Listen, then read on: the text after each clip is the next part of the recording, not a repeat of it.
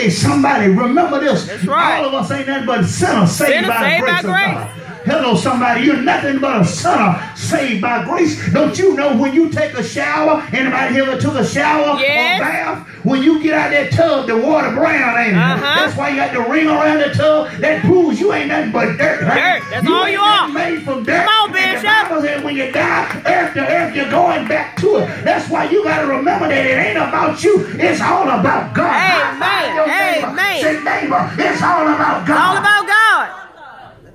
Oh, yes, it is. All about God. The woman knew that I need some help, so she humbled herself. She cried out to Elisha. She said, listen, let me give you a little bit of my resume. You don't know who I am, so I'm going to let you know who I am. She said, my husband is dead. But not only is he dead, my husband, who was your servant. My husband was your servant. My husband labored with you and worked for you. That husband of mine is no longer here. So now, okay, yeah, I remember your husband, because of who he was. See, that's your blessing. Come on, that's right. Y'all missed that one, Come on. See, sometimes your blessing can come by who you know. That's right. The old saying is, it ain't what you know, it's who you know. She says, watch this, my husband, who was your servant. So he identified her through her husband. He's dead. In other words, he's gone. I don't have any money. I don't have anything. And now here come the creditors calling. Here come the bill collectors calling. Anybody ever had any bill collectors call? Some of y'all looked at your phone this week and swiped it. You see an 888 number, 877? Come on, Bishop. Or a number from Tuvalu, Mississippi. You know, I don't know nobody in Mississippi. You know it's a bill collector. Y'all okay. Come on, Bishop. Swipe it, leave a message, because you don't have the money to pay them. So you can relate to this woman. The lady said that the creditors, they've been calling me. The creditors are showing up. They're coming. And they said, since you don't have the money to pay us, we're going to take your 2 sons and make slaves out of them. Imagine this woman saying, listen, my husband is gone. The only thing that I have to show for my life, the only thing that I have left right now is my 2 sons.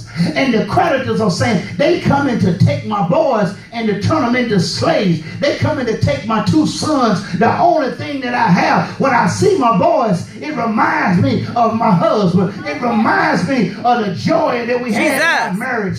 Because I can see my babies, it's my connection to my husband. Can you imagine how this woman felt knowing that the creditors are coming to take her children and turn them into some slaves? Y'all ain't gonna help me. Go ahead, Bishop. Was in a place to where she needed some help, and the woman said, Elijah, can you help me? Elijah said, what do you want me to do? She said, I need some help. Look at your neighbor and say, neighbor, sometimes you gotta learn to cry out for help. You gotta learn how to cry out for help.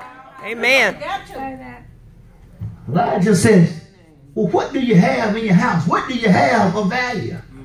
What do you have to work with? You have to understand this. The Lord don't need a whole lot to work with. That's right. See, a lot of times you feel like you have to be at a particular place in God for God to bless you and to use you. God doesn't need a whole lot to work with. This is proof right here. God don't need a whole lot to work with. Amen. Amen. Look at your neighbor and say, I can look at you and tell. I can look at you and tell that God don't need a whole lot to work with. God don't need a whole lot to work with. What I'm saying is that your neighbor's nothing special. They're nothing spectacular. But yet God can use them. God can use you. It don't take a whole lot for God. God don't need a whole lot. He said, what do you have in your house? She said, the only thing I have is one pot of oil. That's all that I got. Most people would have felt like I ain't got nothing to work with. Jesus. I don't have the same talents or the same skills as other people. Jesus. I don't know the scripture like somebody else know it. I can't pray like them old mothers used to pray. I can't do all that. God says you just worry about doing what you can do. You just do your part. You may not be able to pray like somebody else, but you get your prayer life together. You may not be able to stay in the Bible for hours at a time, but you make sure you open up your Bible. That's right. You might not be able to get to where somebody else is in the same amount of time they got there, but you just keep seeking God and get there in your time. Hello, Jesus. Somebody. Come on. The woman said, all I have is one pot of oil. That's all I got to work with. And Elisha didn't say, well, that ain't enough, honey. I need more than that. Because Elisha knew who God was, and he knew what God could do with that little bit. Elijah says, then what I need you to do is I need you to take that oil, that's fine, but to go borrow some vessels, go borrow some more pots, go to all, it said go abroad of all your neighbors, go to all of your neighbors and borrow some vessels. He said, and make sure that they're empty vessels. Don't borrow just a few, but borrow a whole lot. In other words, what God is getting ready to do for somebody here, you're going to miss this if you ain't paying attention. It's going to be so great, you're going to need some extra. He said, make sure that you get more than a few. Get a lot of vessels because God is ready to send a lot of blessings. God is getting ready to do something major in your life that you need to be thinking big and preparing big. Y'all ain't going to help me? So many times you put God in a box because you expect little from God. But I told you before, it's all in your vision of God. That's right. If you see God as a small, wimpy God, then that's what you're going to get. But when you see God as being an awesome God, an on-time God, the true and living God, a God with all power in his hands, then that's the type of God you're going to have. Shake your neighbor's hand and say, neighbor, how do you see God? How do you see God? God as being the King of Kings and the Lord of Lords. I see God as being the one that has all the silver, all the gold, the cattle on 1,000 hills. I see God as being somebody that made the body. Therefore, he can heal the body with just one word. Yes, he can. Come on. I see God as the one who can lay down his life of his own son and can pick it back up. Y'all ain't gonna help me. I see God as the one when Sarah laughed and said, I'm too old to have a baby. God said, by this time next year, you will have a child at the age of 90 years old. I ain't got no help in here. Go ahead. I see God as being the one that sent an angel to tell Sister Elizabeth that even though you're old, you will have a baby. I see God as being a God that can take his people to a Red Sea situation and can part the Red Sea, let them walk through on dry land and then close it up and destroy their enemies. Look at your neighbor, say, neighbor, when you think of God, what do you see? Jesus. What type of God do you serve? Y'all ain't gonna help me.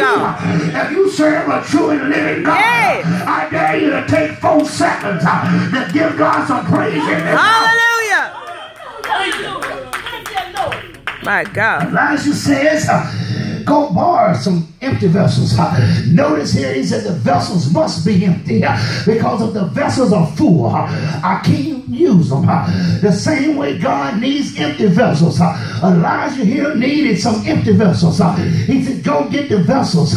Make sure that they're empty. And when you get them, bring them back to the house. Then it says, when you get them, I want you to come in and I want you to go in there, you and your sons, and shut the door.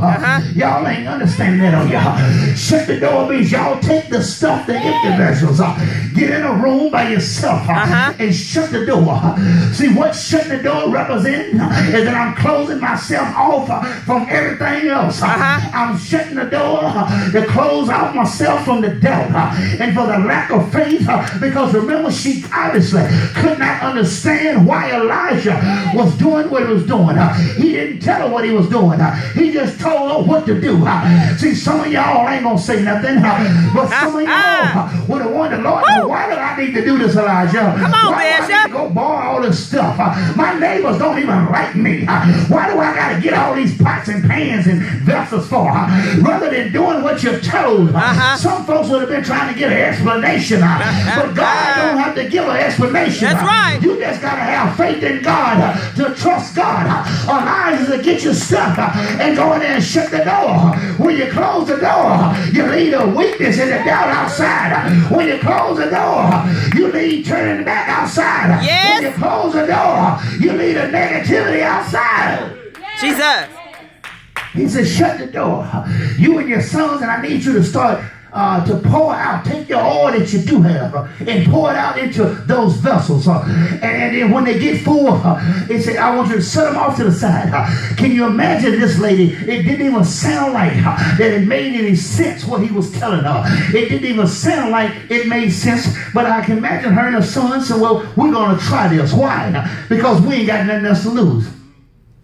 When you realize that you have nothing else to lose, you might as well go in and try God. The old people used to have a song, when you tried everything and everything fails, Try Jesus. Try Jesus. Watch this, the ladies, we don't have nothing else to lose. Let's try this, because if it don't work, the two sons here are going to be slaves. They go in there, they shut the door, they start pouring oil out of her vessel. Her full vessel, she uses to pour oil into the empty vessel.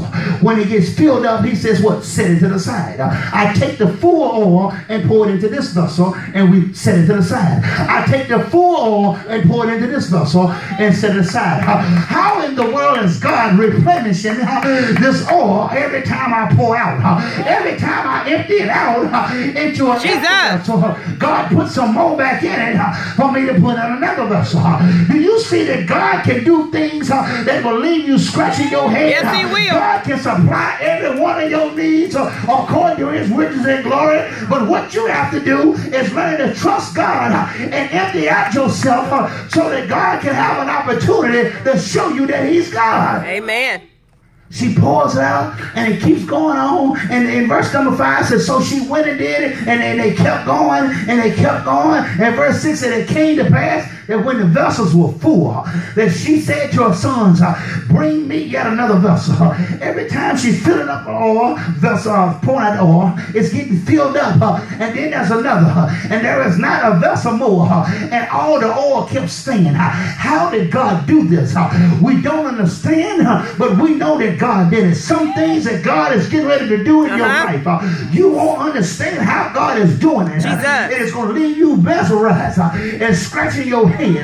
But you got to learn to say, Lord, however you do it, I'm not going to try to figure it out. That's right. I'm just going to thank you while you're blessing me. Somebody, you need to take that word with you, that God getting ready to do some stuff for you that's going to leave you scratching your head. Yes, he will. He's getting ready to shock you and show you that he's God. But all you got to do is be an empty vessel so that God can pour into you. Jesus. And send blessings your way.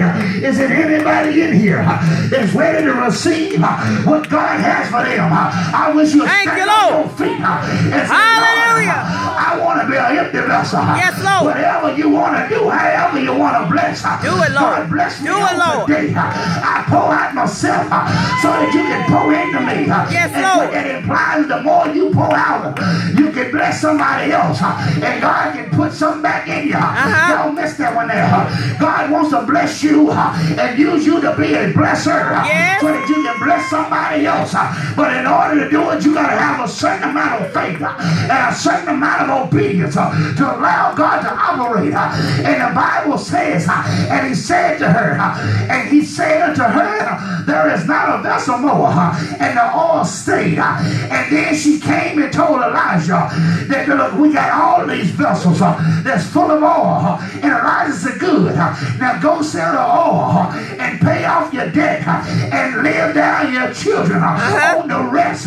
God not only blessed them, but he blessed them enough to be able to pay off the debt. And he said, now you and the two boys go live off the rest of the money. I wish I had some people in here that understood what God can do. Not only did the Lord bless her to pay off the debt, but he blessed them exceedingly and abundantly above all she could ask, above all she could think. God showed her that he is God. I need 5 people. Y'all ain't gonna help me. Just 5 people that got enough faith to believe God to do exceedingly